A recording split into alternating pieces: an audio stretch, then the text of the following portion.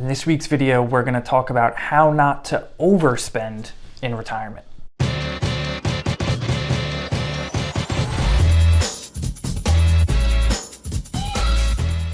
Last week, we talked about underspending in retirement, or not spending as much as you otherwise could.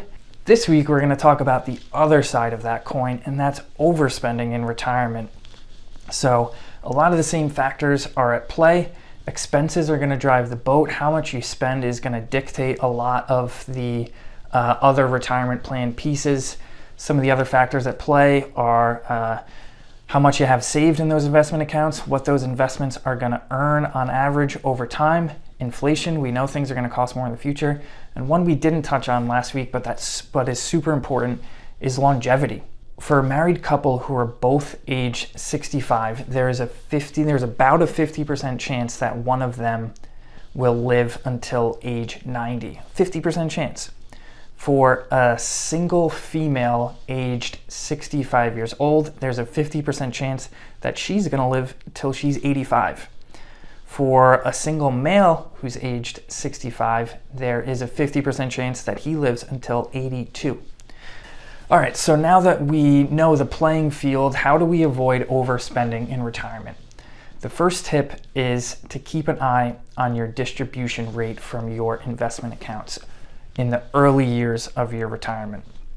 So your distribution rate is going to be how much you need to pull from your investment accounts on a yearly basis, divided by the starting balance of those investment accounts each year.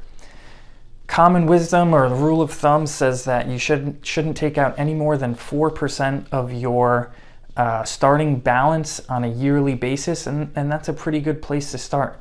I would add that any multi-year stretch or prolonged time spent in the 5, 6, 7% portfolio distribution rate range is probably gonna put you behind the 8 ball.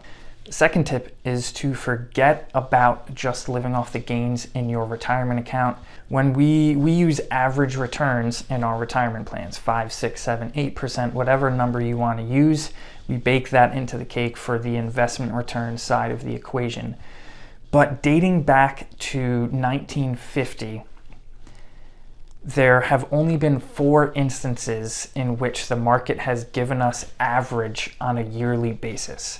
So that's 4 out of 84 years of market data. That's less than 5% of the time the market gives us average returns on a yearly basis. We talk about it a lot here on podcasts and videos. It never really works out where you're getting a smooth 5, 6, 7, 8% per year. It's going to be plus 30 down. Markets are going to do nothing for a period of time. And over 30, 40, 50 years, it's going to be an average of that number. But we can't bank on that every year. Also, just living off the gains would mean constantly tweaking your risk tolerance, which would mean you're letting the market, what the market's doing, dictate your risk tolerance, which is something we also try and avoid. Ways to avoid this is to maintain a balanced asset allocation across both equities, bonds, and cash, and to have appropriate time horizons for those different buckets of your investments as well.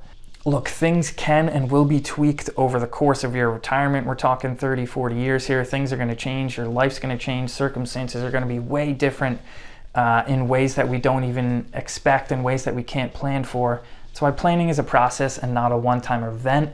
As with compound interest in the stock market, overspending from your retirement account might not be noticeable in the short term, in the first couple of years, but over the long term, it's going to compound on itself. So don't let those overspending years get out of hand.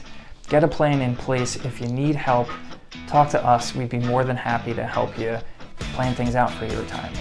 Thanks as always for tuning in. We'll see you next week.